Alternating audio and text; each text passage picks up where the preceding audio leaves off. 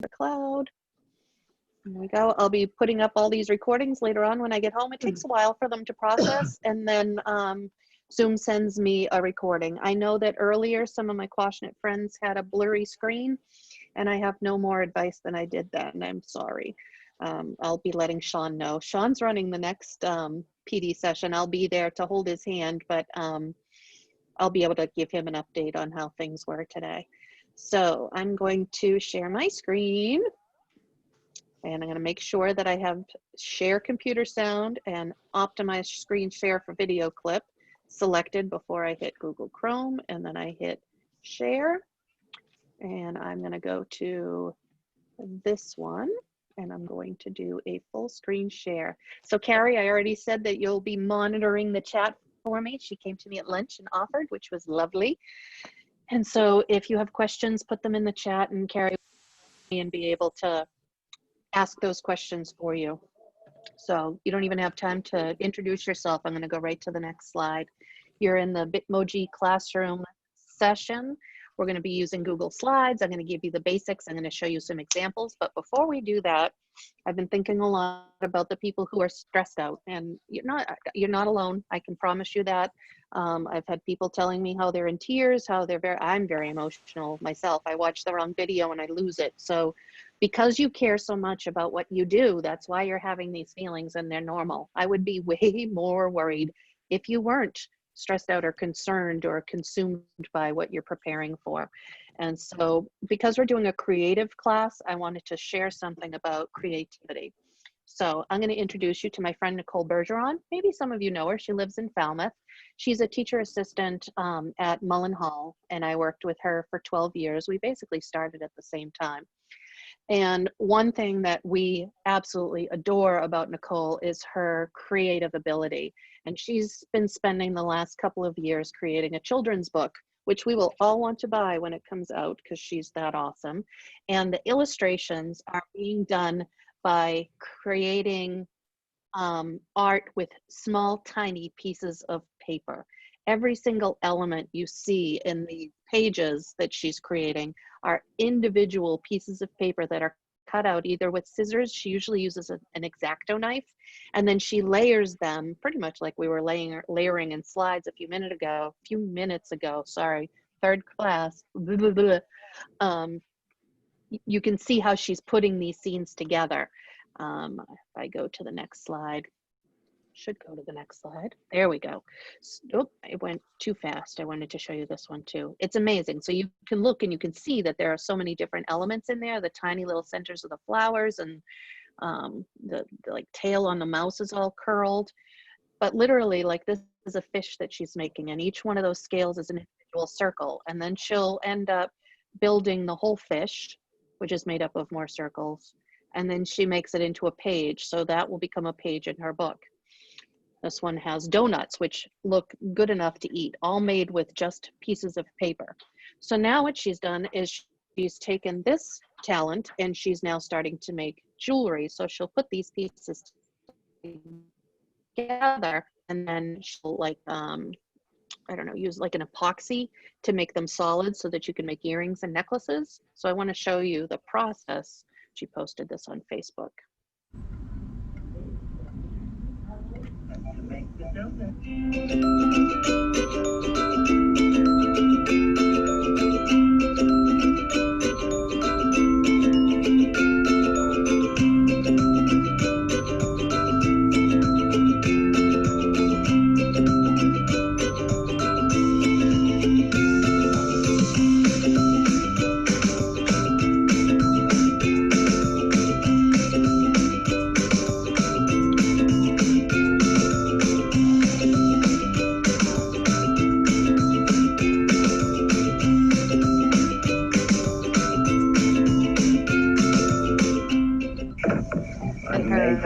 Her thing on that clip was 2 down, 80 to go. So you can see all the work that she does, which is amazing. Go ahead. Are you coming in, Carrie, or no? No? All right, I heard somebody's video. I'm going to hit mute on everybody just because I don't know if I can. Can you guys make sure that you're all muted? I don't want to get off the screen to go mute all of you, but unless Carrie needs me, because then she can unmute, but make sure that you're muted because then it doesn't broadcast on everybody's. Okay, so Nicole not only dyes her own yarn or creates children's books or creates jewelry. This is really where Nicole's talent shines. She's incredible with kids. She has an unbelievable sense of humor, but this is also a demonstration of just how amazing she is. So I'm going to share this video.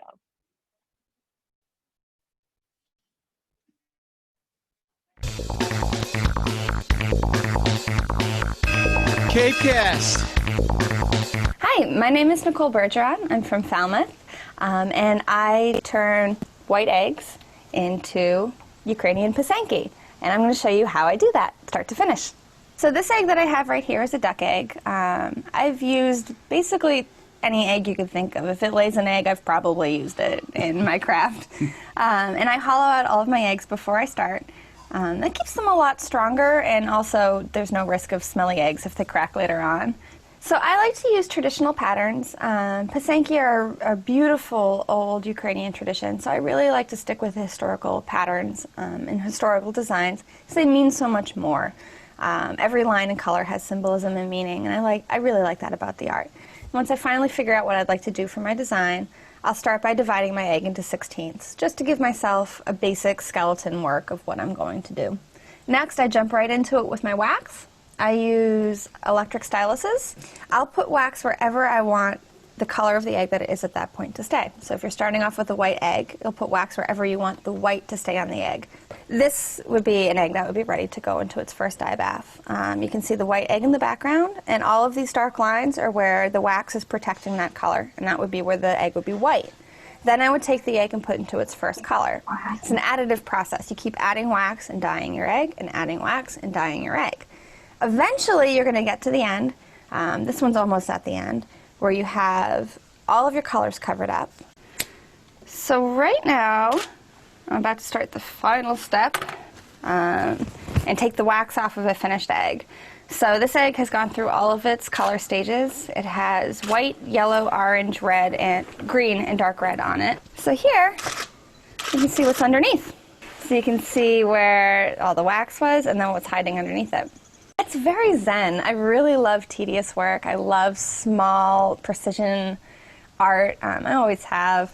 So this is a really great venue for that obsessive nature that I have. And there's something really soothing about the shape of an egg and holding an eggshell. I just love the medium. And the history is really great too. I started making them for fun as a kid and didn't really know much about the history. But as I've been doing them for longer and longer and really getting into, the historical designs and the meaning behind things, it's really fascinating. You end up with story eggs depending on, what symbols you can pick out of a design. I was actually born without my left hand, and I'm actually thankful that I was born without it rather than losing it, because I've really never known what it's like to have two hands. So for me, learning how to do something that could be tough, it's just a daily occurrence for me. And my parents were really, really great in the fact that they never made excuses or never said, "Oh, you can't do that." Mm-hmm. Whatever I wanted to do, I did. It's just normal to find a new way to do something. And I think actually having one hand has pushed me to try difficult things more, kind of to, prove the world wrong. I can do this with one hand. I'll show you. So I love Nicole. You can probably see why. She's just awesome. And she is not someone that you think of, hang on. I know it's a replay. She's not someone that you first think of like, oh, she's that one-handed girl. She's that girl that can do things with only one hand. You think of her personality and her sense of humor and her incredible creativity and her extraordinary kindness with children and the way that she works with them. So even though there is something that makes things harder for her, that it's not as easy maybe as it is for the rest of us, it's just something that she deals with and she moves on and actually excels in ways that some of us with two hands could never do. I like to share her story with my students as well. Of course, my students knew Nicole because they were in the same school building, but I've shared her with many adults as well. I think that she's an incredible role model for being able to persevere and to be able to move on when things are tricky. So I'm sure you get the message as to why I shared that with you. But I'm going to move to the next slide. If you know Nicole, stick something in the chat, because then when I get back to it, I'd love to read it. So today we're going to be doing Bitmoji. Why? Well, because it's cute. Bitmoji became a craze over the summer, and if you belong to the Facebook Bitmoji for Teachers page, it is just a constant stream of, oh my gosh, there are such talented, creative people out there. It's just a way to be able to share information with students in a visual, appealing way.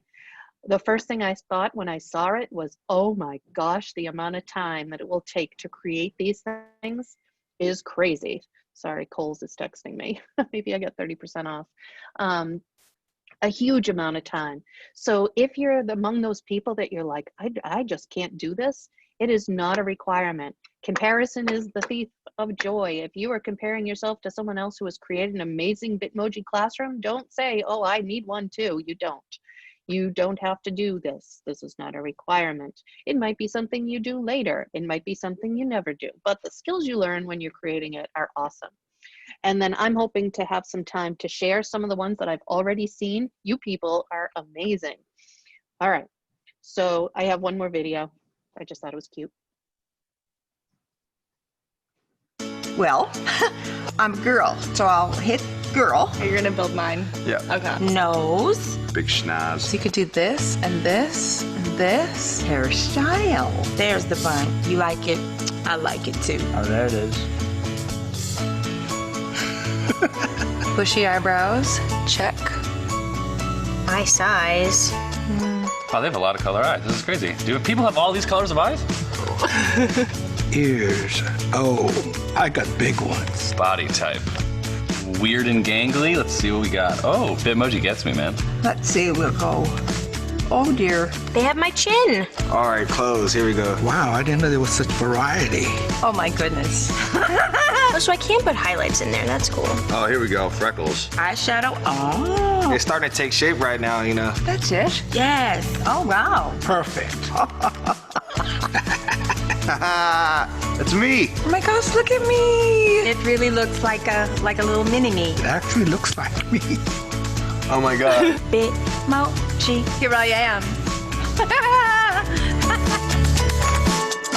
They are pretty fun.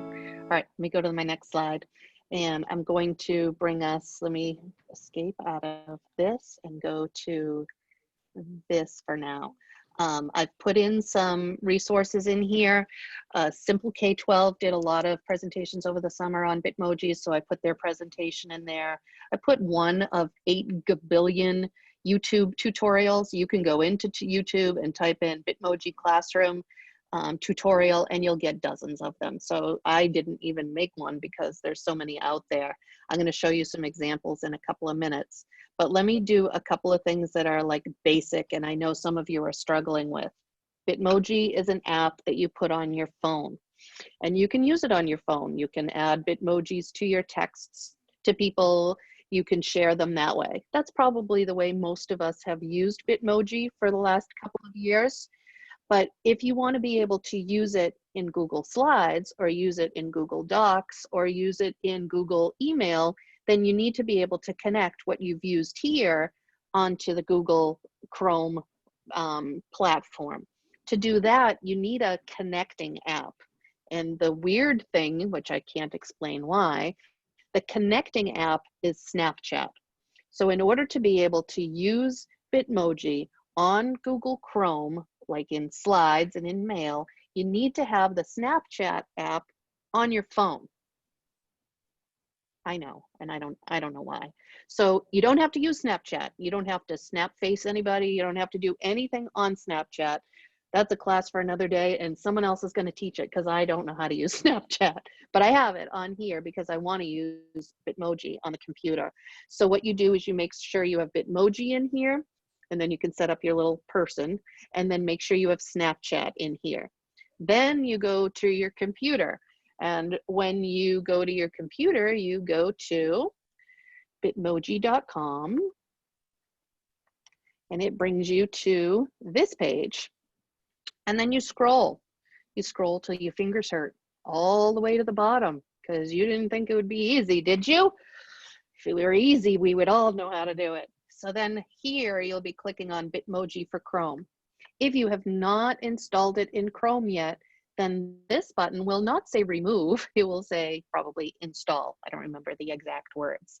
Once you do that, it's going to ask you to sign into your account. Be careful because it's not asking you, crazy, to sign into your Bitmoji account. It's asking you to sign into your Snapchat account that you've created on here that you might not ever use. Once you do that, then the connector, the bridge is built and everybody can talk to everyone. And I believe, and I'm not positive about this, but I believe that like this Bitmoji can be looking or dressing differently than the Bitmoji on the computer. I still have to play with that some more because I have worn the same outfit for like 3 years because I like it that much. So I haven't tried to change mine, but we can have people share in the notes section. If you've changed your Bitmoji on one or the other, go ahead and type it in the notes and that will help everybody. So that's the part that has been stumping, you know, like a roadblock for a lot of people this week. So I thought I would share that first. So once it's all connected and you go to a new slideshow, so I'm going to go to slides.new. So I open up a new blank slideshow. You will see up here in your toolbar the little itty bitty Bitmoji thing. So first of all, because this is like, I'm anal about this, I have to highlight all of this and then I have to delete it. You've seen me do that 6 times today already. I like a blank slide.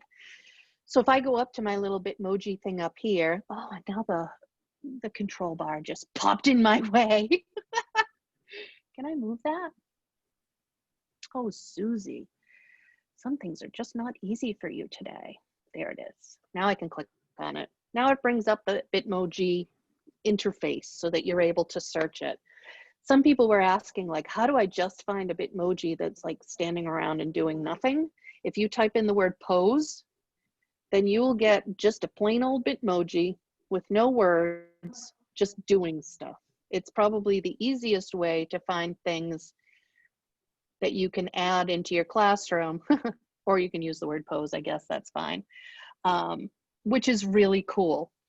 One thing that this is an aside, this is like just a bonus because I just learned how to do this, that you can only do in Google Slides. You can't do it, I can't do it on my phone, but a friend of mine just had a birthday and his name is Leo. So I typed in happy birthday Leo and look what I get. I get Bitmojis that have his name in it. If I don't like those, I erase his name Leo and I type Leo again. And sometimes I get different ones. I don't know how it does it. I can type in Susie. It's not like the rack at the gift store that has everybody's name but yours. You can type in any name there and it will come up. And then what you can do is you can insert it into your slide. Oops. There it goes. Sorry, Susie. Go for it. I had a Title I question. This is from Erica. How do I move the size of the website area so I can see my extensions? I'm not sure if you covered that already. Are they not showing up at all? Or, oh, you're talking about this big long thing here on the side. Yeah, that's a good question. Go I ahead, can Erica. only see 2 extensions. I can't see the rest of them. You don't get to see a dozen of them like I do. I have a really wide screen. If you, I believe that there's Erica, a way to if you move hit the them. 3 dots at the end, more pop up. See the 3 dots? When I hit those, it tells me new tab, new window, incognito. Oh, hit the puzzle piece. the puzzle. Oh yeah, the grayed out The puzzle piece, and it opens up your That's what I meant extensions. to say. Thank you. I just learned that yesterday. There you go. Thank I just learned it now. you. But anyway, sorry to get distracted by a happy birthday thing, but I just think it's really cool. And I just learned that last week as well. So then I would be able to go in and if I want to Control-Shift-4, I showed in the last class, I can then drag across it and make it into a photograph. Now I can send it to that person. But you can do that with any name, and sometimes different Bitmojis show up even for the same name. All right, I'm gonna get back on track. Very sorry. So what it usually has you doing is first setting your background. So if I am to include a background, I'm gonna right click right in the middle of my slide. So for me, it's 2 fingers. So I get my menu, and then I'm gonna do change background. So I wanna be able to choose an image that looks like a background. So when I do choose image, I'm going to go to Google image search, and I'm gonna search for wall floor. And it says background, but I'm not even going to put in the word background. Now I got all kinds of choices that I can then throw into my Bitmoji room if I want to. So I'm going to go ahead with this one because I haven't used this one before. So I clicked on it, and it should come in when I click done. All right. So now I have a very funky looking Bitmoji room to start to fill up. Let me close out the theme so it's a little bit bigger. So now I'm ready to add, I'll start with a Bitmoji because that's the whole idea of the class. So I'm gonna go up here and I'm gonna type pose. And you'll notice that what I've been using on all of my stuff is not a Bitmoji. I've been using the app on my phone called My School Avatar. That's how I created the little girl with the mask on. I then have to like send her to myself on my computer to put her into my slides. It's not seamless like the Bitmoji, but that's why my Bitmoji looks different. So let's say that I want to put her in there, and it says right click and choose copy image from the menu, or you can drag and drop depending on the device that you're on. So I'm going to drag her in there. And she has no background, which is awesome. She's transparent. She's also huge. Let's make her smaller. I could also, if I wanted to, I could flip her over by dragging over the midline here, or like Deb showed us earlier, you could go to arrange and go to rotate, and then you can rotate or flip horizontally or vertically. So if I wanted to have her upside down, I could. Look, like I'm flipping over how happy I am that I'm here, yay. So let me do Control Z a couple of times. There we go. So now I have her in the room. Let's say I want to add something like a desk.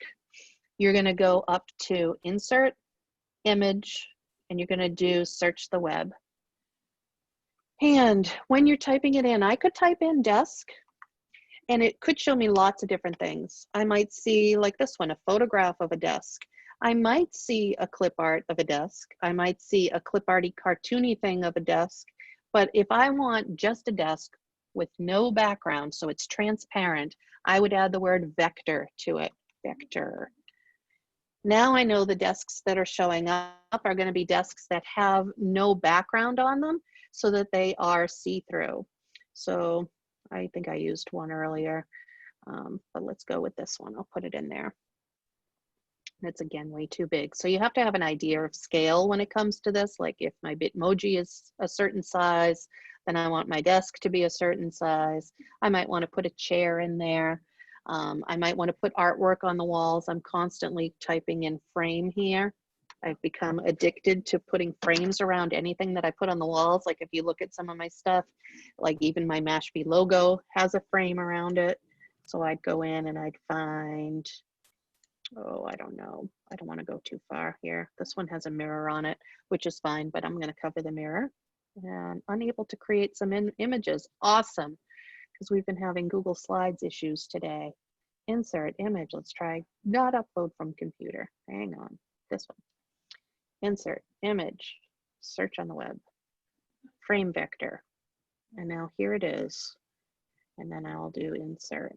Trying to click around all your faces at the bottom of my screen.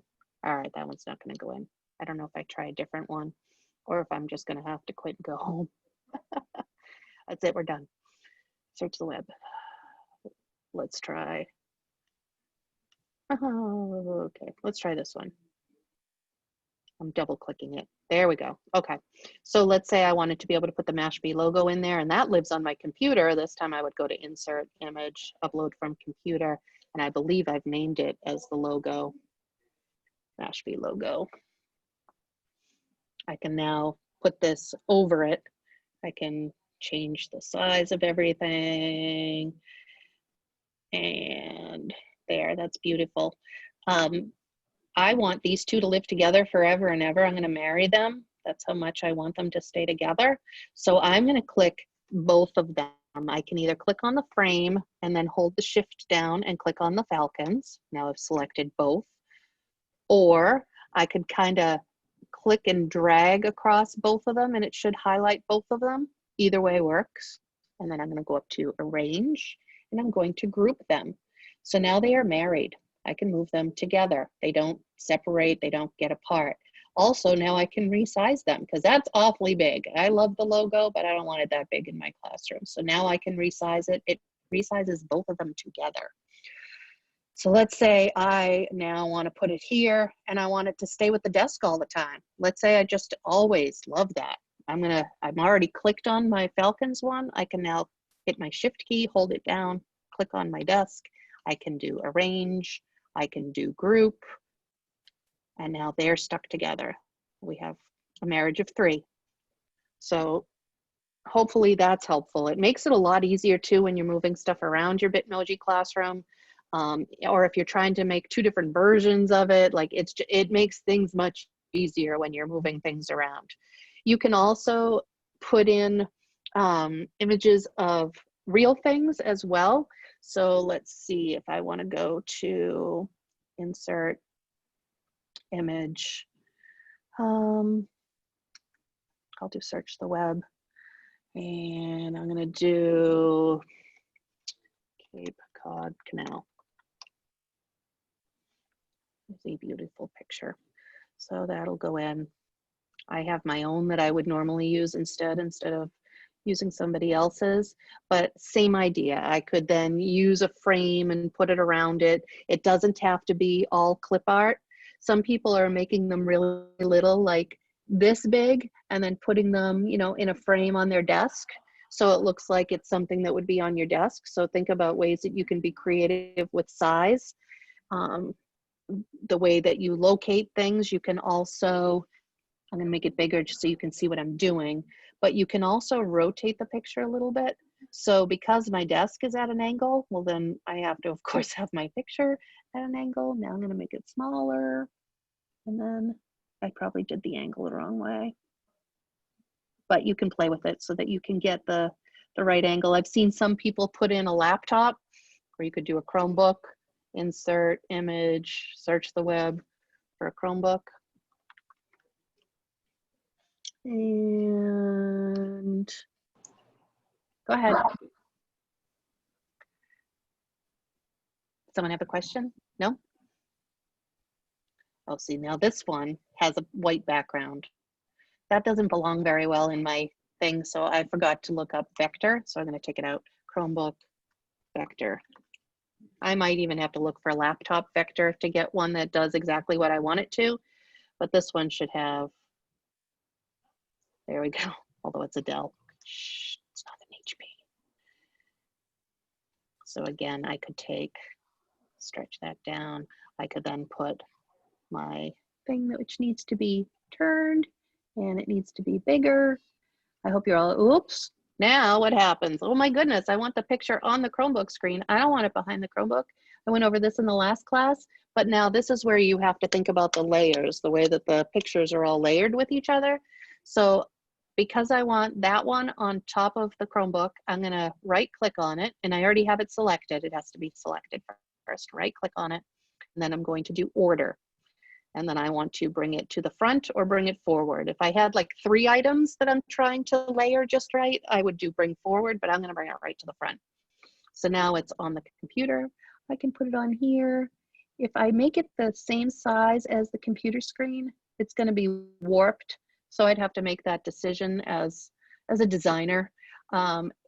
If this were really what I were doing right now, I would actually have taken the time to put a black rectangle in the screen. So then I'm putting the picture on a black background. It wouldn't look so obvious that it didn't take up the whole screen. And then once I got it perfect, I would select both of them. I already have one selected. I hit the shift button. I hit the Chromebook. I go up to format. I go to group, no, arrange, sorry, group. and now it sticks them together. So now I have something that's a little bit smaller that I can then put on my desk. You see what I'm doing? It's easier to work with them when they're bigger. I can tell that I messed that up. I didn't group them well, but you get the idea. It's easier to work with them bigger, clump them together, and then work with what size that you need. It's a lot easier. How are we doing? 132. I'm going to stop for a second because I could keep just adding to this and thinking about what else I need. Oh, I'll show you one more thing that I know that you want to know how to do. Go ahead, Carrie. I'm going to show you how to link it. There's a couple questions. Go for it. And I think this one would be good to reiterate right now because it's how do you get to order and bring to front? You were just talking about the layers, so I think just show where that menu is again. How you do that, yep. So like right now my desk is under my Chromebook, right? So if I want to change the order, if I want the desk to be over the Chromebook, I would want to first select the desk, and it's connected to my Mashpee Falcon thing too. And I can either right click on it and choose order, or I can click on it once and go up here and do arrange and do order. And that's how you decide to bring something to the front or bring it to the back. So if I bring this to the front, it's going to go over the Chromebook now. So if like the Chromebook were, you know, behind it, you can now layer it that way. There's also, if you want to create links, because that's half the fun of a Bitmoji page. Otherwise, it's just a beautiful piece of artwork. You can, and I'm going to ungroup these. I'm going to right click. Go ahead. Oh, this question has from Lauren. There's two questions. Lauren Richards wants to know how you add your Bitmoji to your screen on the Zoom. And the other one has to do with the links. It says, when you link things that you have created to your Bitmoji landing page, your playlist, your announcements, do you start a new slide presentation or do you just make a new slide in your current presentation? Oh, that's a good question. And I will answer that. Yes, I'll have a couple of ways to answer that. Lauren, how do I get my Bitmoji in my Zoom presentation or in the slide? Susie, like right now, like how do I put it, like if I had to leave the room for a minute and I want the video off, but I can put my Bitmoji there. Okay, there is a setting in Zoom. Off the top of my head, I can't remember where it is, but you're able to change your picture. So a lot of people, like if they have their video off, you either see their name or some of them have their picture or some type of picture. It would just be you set that as your image for when your camera is off. And I'll have to look and see where the actual setting is. Okay. So the question, first of all, let me show you how to make a link in case people aren't familiar with that. If you want something to be linkable so that kids can just click on it, you first have to select it. And then up at the top in this box here is where you're looking to be able to, I'm going to close my search thing over here. Up here is where you're looking for the link, which why am I not seeing it? There are certain things today that have been very elusive. You're clicked on two boxes. Two boxes, yep. Let me see if I'll do it on my Susie. There we go. So let's say I always want, when you click on Susie, it always brings you to whatever it is. So now I have one image and you can see the link has shown up. Thank you, Carrie. So I'm going to do insert link. And let's say I always want that to go to a certain website. I can either type it in, www.website.com, whatever it is, or if I can't think of it off the top of my head, let's say I wanted to go to my personal website, I could look it up. Technically invisible blog. It should come up. Oh, hang on. My screen is too far down, so it's falling off the bottom. And then you guys are in front of it. I gotta shrink the people down. All right, let me try it again, and then try it again. And I'm looking for,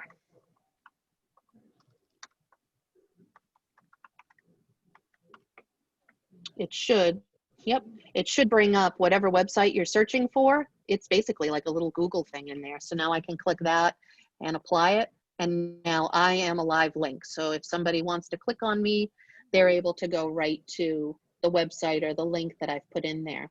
I could also, instead, I'm going to break the link or remove the link by clicking this little icon here. So now it's not linked to anything.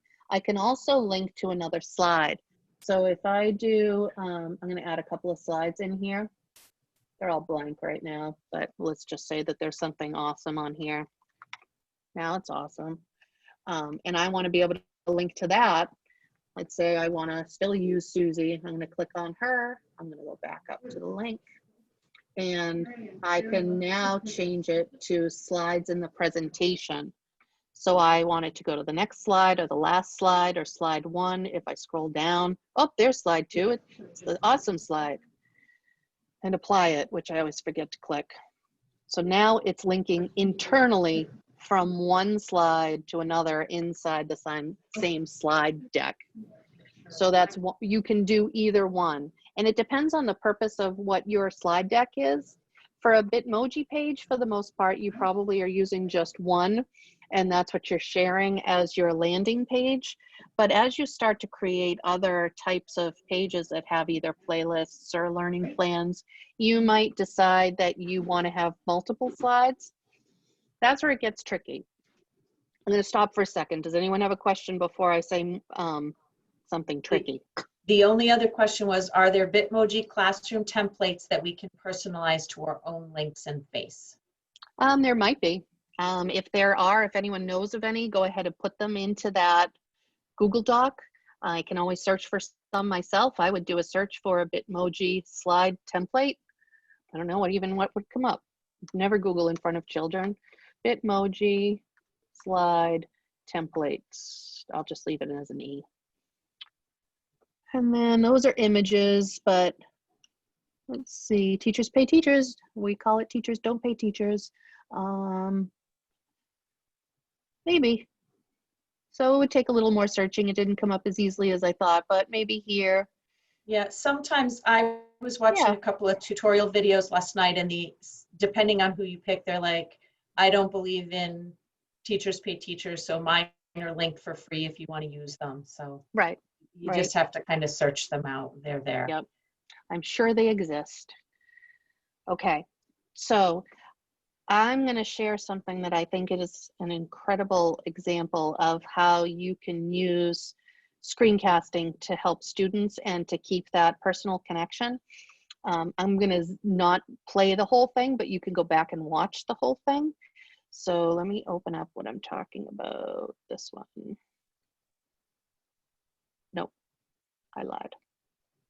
This one.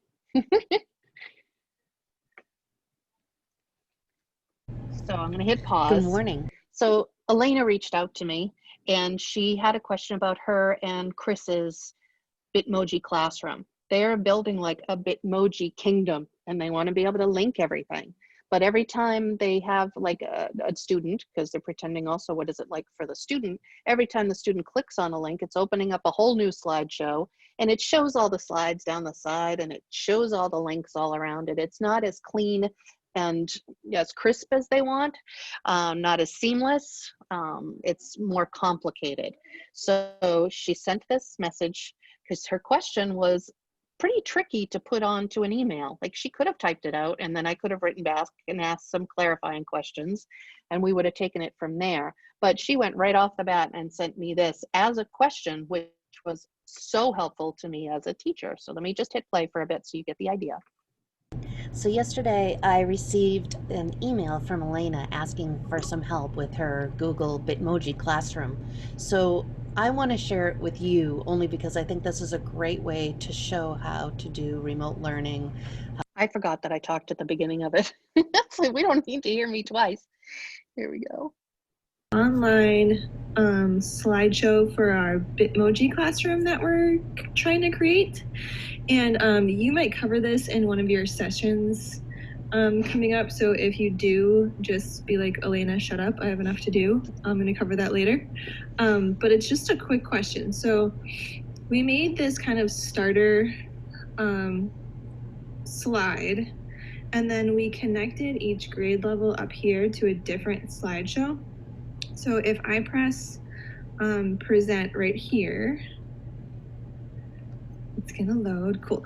Then I can click on, let's say like 3rd grade, but when I click on that, it kind of closes the presentation and then reopens a new one to their page where the grade level would have their page for the week or for whatever.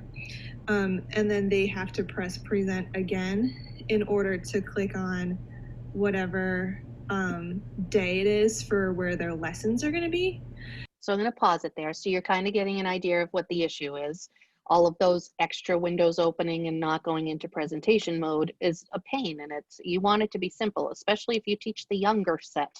So I'm going to zoom ahead, because then what I did is I created a video to send back to her to show her how to do it. I did have to ask for editing permissions for her Google slide presentations, just so I could use it as an example. But then she can always take back my editing rights. It was just a great way for me to be able to show her how to do it using her stuff instead of just something generic that I create. So I'm going to zoom ahead. I don't know how far ahead I'm zooming. Let me hit play. Classroom. So I'm going to go to the general music slideshow that they've started with. And we want to be able to link this one to 3rd grade, just as an example. But the first thing that I want to do in order to have this not have to click present is I'm going to first publish this as a web page. And a lot of people look at me like I'm a little crazy, like I don't even know what that means. You kind of really don't have to know what it means. It just means that your slideshow is going to be embedded in the web, and it's going to be a lot easier for your students and your families to interact with it. So that's what I'm going to do first. So I'm going to go up here to where it says File, and I'm going to click on Publish to the Web. Now, the idea of these published to the web is really for slideshows to play automatically, but we're not using these as slideshows. It's not like we've thrown up pictures of our dogs and we want them to show every 3 seconds. So you kind of have to play with the settings a little bit to make it work. So I'm not going to allow, this actually only has 1 slide, but I'm going to change it from every 3 seconds to every minute, because chances are nobody's going to stay on this page for longer than a minute. On this particular page, it doesn't matter because there's no other slide to advance, but you'll see how that works down the road. So I always change it to 1 minute, and I'm not worried about starting it as soon as the player loads, and I'm not worried about restarting the slideshow after the last slide. I'm going to go ahead and hit publish, and it is going to, hello. So I got stuck at that point because I couldn't see the box that was up behind here. So I had to stop it and then start it again. I decided to just leave all of that in there so that you guys know that I'm human too. And of course, Sean texted me while I was doing it. So some of the tutorials I'm making are a challenge. But basically what you're doing is you're taking your, let me do escape because I don't, where do I want to be? I want to be back here. You basically want to be publishing it to the web so it creates a more clean picture of what you've created. So if I go here to publish to the web, just like I was doing in the video, put it to 1 minute, just like on the video, I hit publish, it shows up here at the top, I say okay, and now it gives me this link. If I copy this link, Control C, I open a new tab and I vomit, Control V for paste, and hit enter. It now looks like a regular web page. And if there are any links in here, which I think there was, yes, I made Susie a link that goes to the awesome slide. It now brings me to the awesome slide. I can hit the back button and it will bring me back to that slide, or I could put in a home button, or I could make Susie a home button, however I want to do it.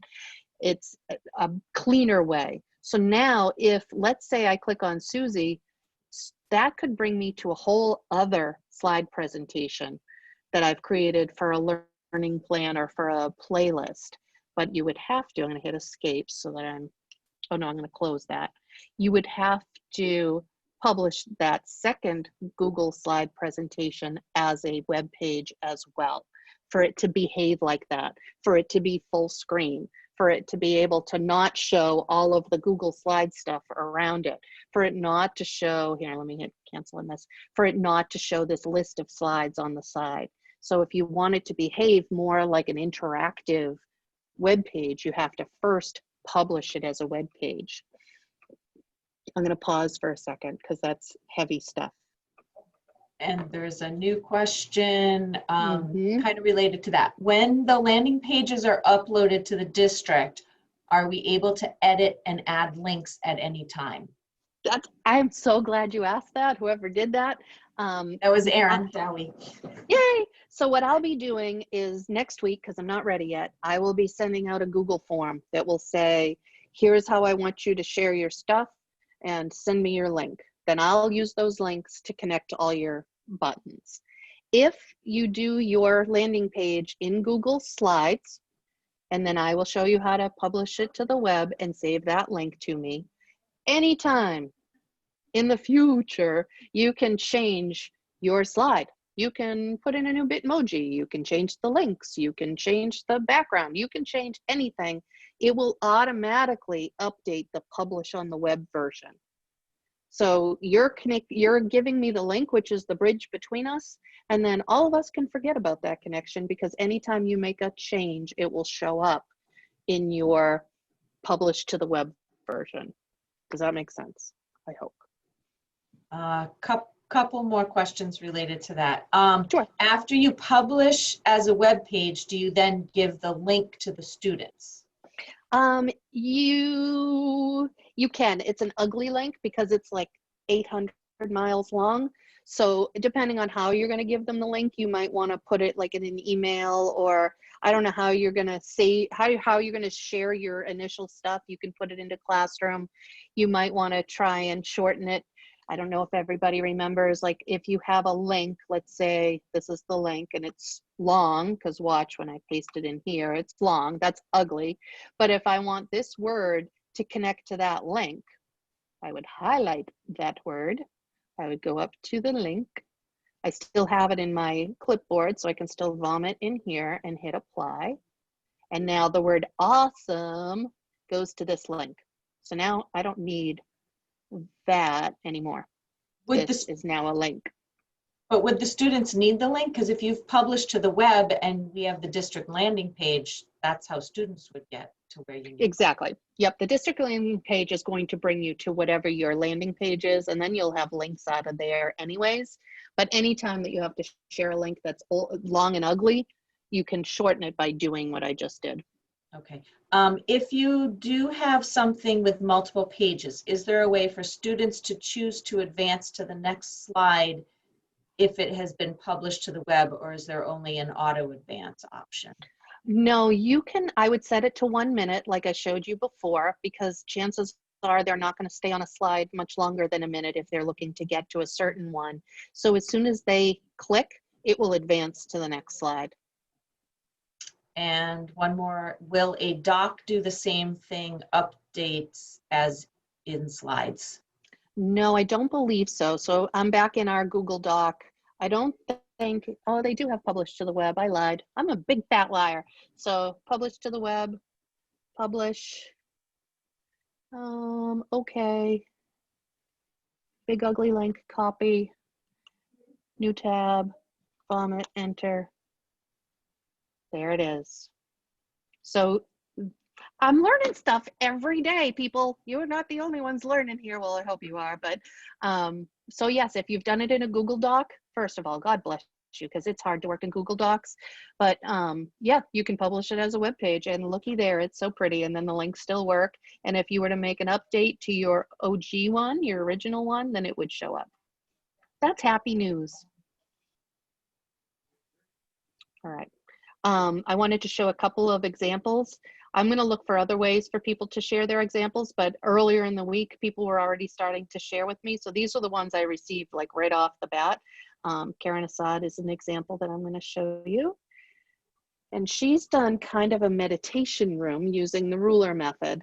And there are all different slides in here. You can see all the way through. Some of it is linky. Some of it has embedded videos in it. You can see her Bitmoji is in here. She has links to click on. It's a very Zen looking space. So students can come in here if they need to kind of chill and relax. I might be in there this weekend. If you're in the session, Karen, nice job. And I also put in here, Christina, I don't know if you're in the room or not, but I opened this one and I was like, oh my goodness, I don't even know how to do this. Let me do it this way. I didn't want to open a preview. I wanted to open it. I want to open it this way. There we go. So there's no Bitmoji in here, but look at it. It's Christina and she's moving and so are her dogs. You will have to ask her how she did this because I have not learned this yet. The student becomes the teacher. Isn't that beautiful? I think that's awesome. So again, you're seeing all the different like elements, the coffee cup on the table, the bobblehead. It's a way to really personalize your online space, just like you would your classroom. And teachers love doing that. Let me close that one. What I would love for you to do is if you have something that you want to share, you can be in this Google Doc, you can drop down a couple of lines, you can type your name, and then you can type your link in there of whatever your, type your link if you want to share. I know at each school you guys are sharing in some ways, so, Quashnet people are seeing Quashnet pages, but if you want to see some of the other schools, I think that that's always helpful too. You could put them in here. I'm hoping next week, once I start to ask for your links, I might put together some kind of slideshow or way to be able to share all the hard work that you've done. So those are just a couple of examples that I wanted to be able to show you. I am 3 minutes over my 150 time that I like to slow down for all of you. So do we have questions? I'm gonna hit stop share. Nothing new right now. Oh, that's good. What I'm gonna do next, oh my gosh, my hair is curled like crazy. It is so hot in here. Next week, I am starting to ask personally or seek out people who are willing to share if it's a tool or an idea or something that they've come up with over this week, this 10-minute time between classes. I'll either play a screencast if you make one, or you can share live. I'm thinking that it's starting to be that time where you're starting to feel like, hey, I made something, I got something, or oh my goodness, I've been using this tool for years and I was talking to somebody who knew nothing about it. I should share it with more people, that type of thing. So reach out to me if you have something to share. I've started asking some of you, but I've been glued to this computer, so it's hard to ask all of you. So if you're interested in sharing starting next week, it doesn't have to be more than 10 minutes, let me know. But any questions? I can Nope. now. All right, I'm gonna stop recording.